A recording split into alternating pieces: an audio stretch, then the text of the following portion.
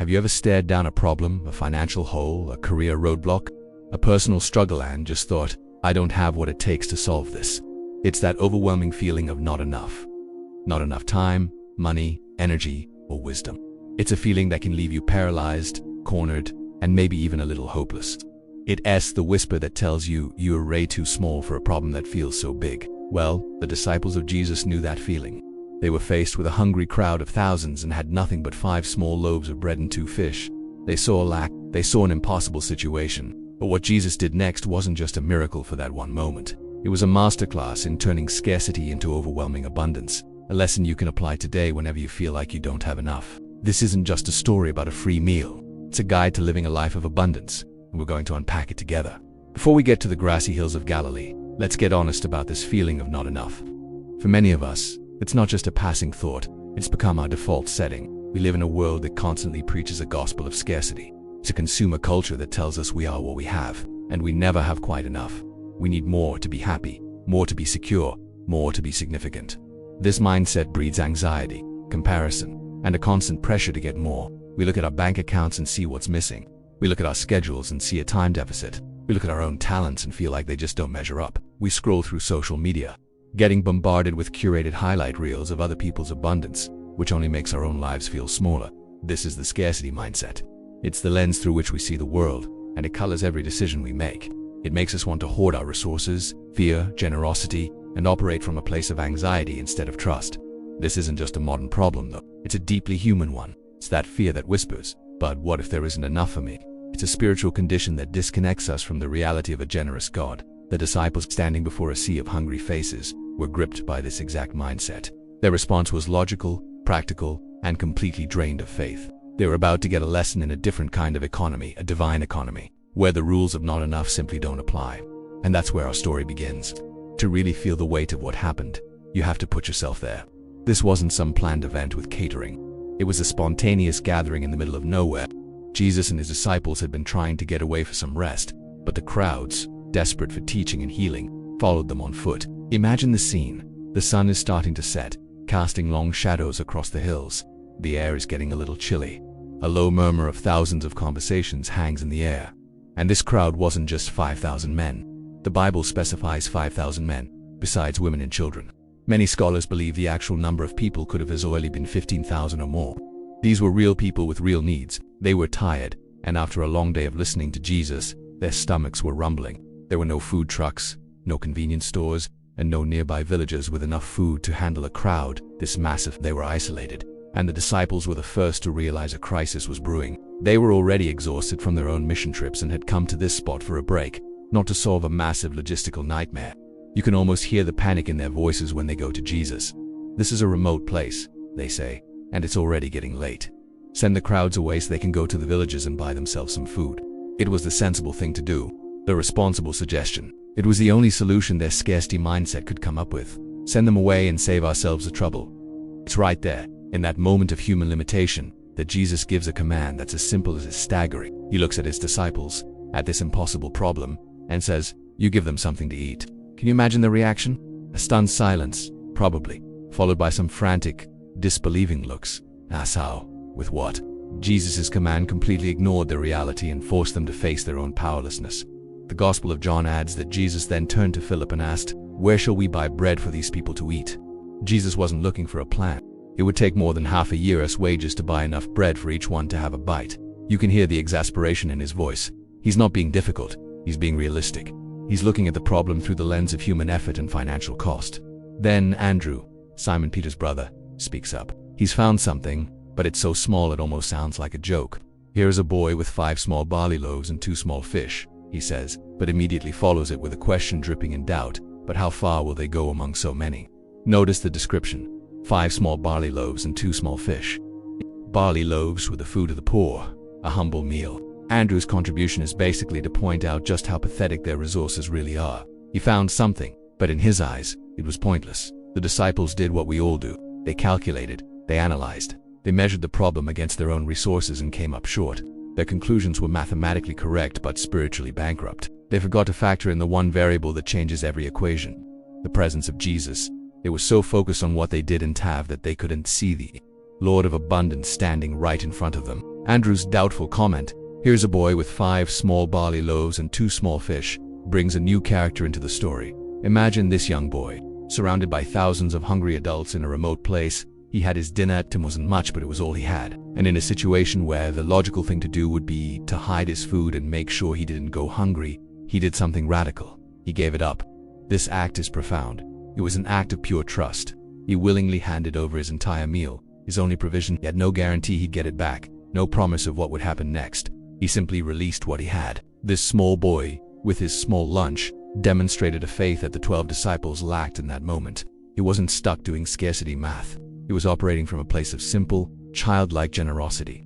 Now, Jesus has the resources in hand. 5 barley loaves and 2 small fish, likely salted and dried. An absurdly small offering for a crowd of thousands. And what does he do next? Does he immediately start breaking it? No, he does something that is the absolute cornerstone of this entire miracle. He gives thanks. The scriptures say Jesus took the loaves, looked up to heaven, gave thanks, and broke them. This act of gratitude is the pivot point on which the entire principle of abundance turns. Before the multiplication, there was thanksgiving. Jesus didn't complain about how little he had.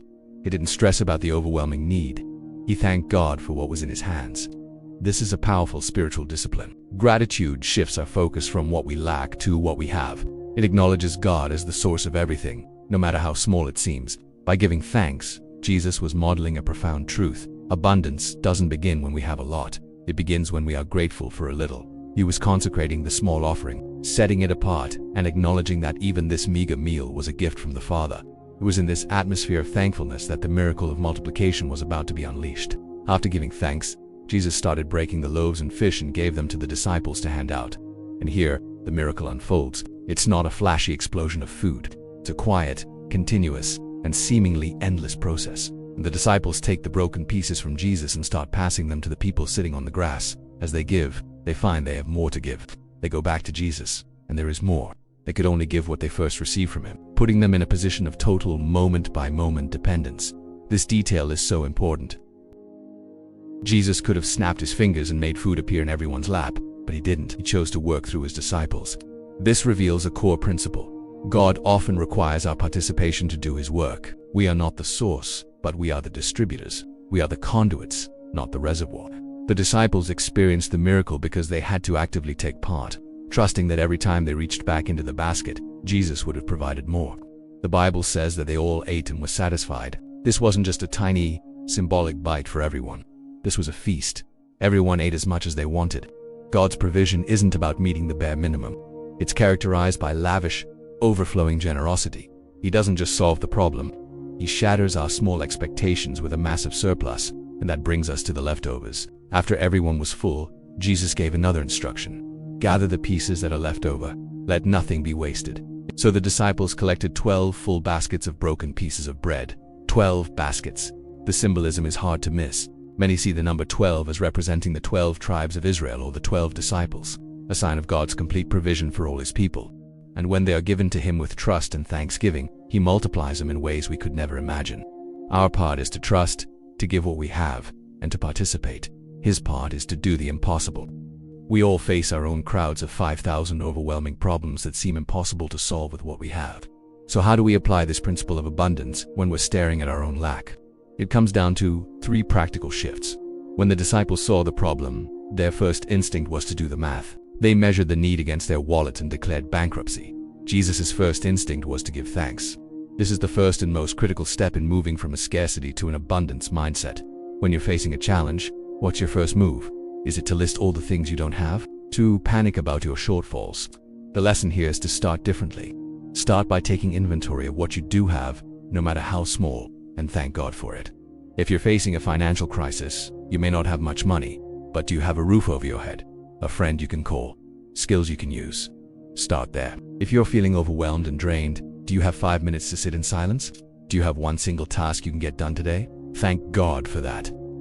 Gratitude shifts your spiritual posture from desperate lack to expectant faith. It declares that you trust God to be a source, even when you can't see the solution. Before you ask God to multiply anything. Andrew found the boy's lunch but almost dismissed it. "What is that for so many?" he asked. We do this all the time. We think our small talent, our limited time, or our meager financial gift is too insignificant to make a difference. We believe God only uses big, impressive things. This miracle demolishes that lie. God loves taking humble, seemingly insignificant offerings and using them for His glory. The whole miracle hinged on a boy being willing to give up his lunch. God didn't need a bakery, He needed a boy's obedience. What are the 5 loaves and 2 fish in your life right now? Maybe it's not a lot of money, but a small, consistent amount you can give. Offer it. Maybe it's not hours of free time, but 30 minutes you could use to encourage someone.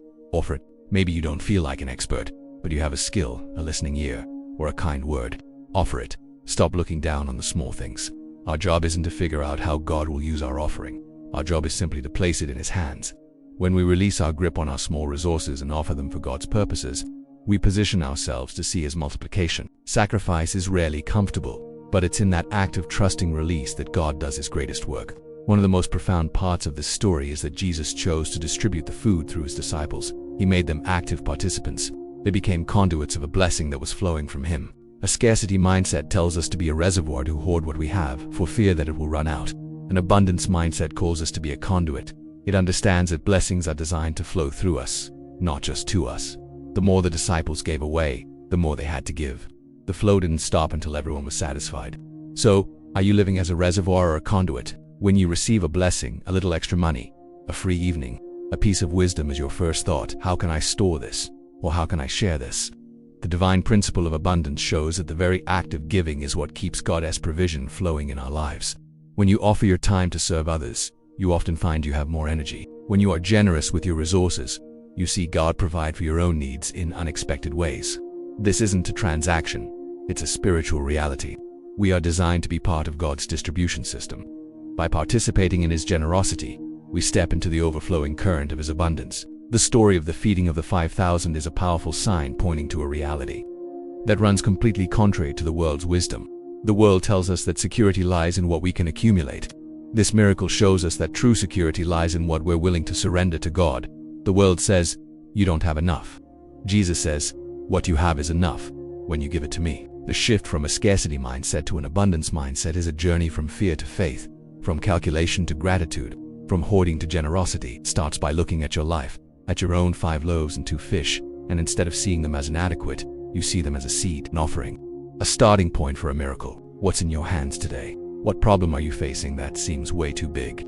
The invitation of this story is to stop focusing on the size of your problem and start focusing on the size of your God. Take what you have, however small, lift it up to Him with a grateful heart, and then start giving, start serving, start distributing, and watch as He takes your little and does what only He can do. Make it more than enough with 12 baskets left over. These principles really come to life when we see them at work. I would love to hear from you. Share in the comments a time you've seen this principle of abundance play out in your own life. When did you offer up your 5 loaves and 2 fish and see God do something amazing with it? Your story might be exactly what someone else needs to hear to trust God with their situation. And if this message encouraged you, please give this video a like and subscribe for more content on applying timeless biblical wisdom to your everyday life. Thanks for watching.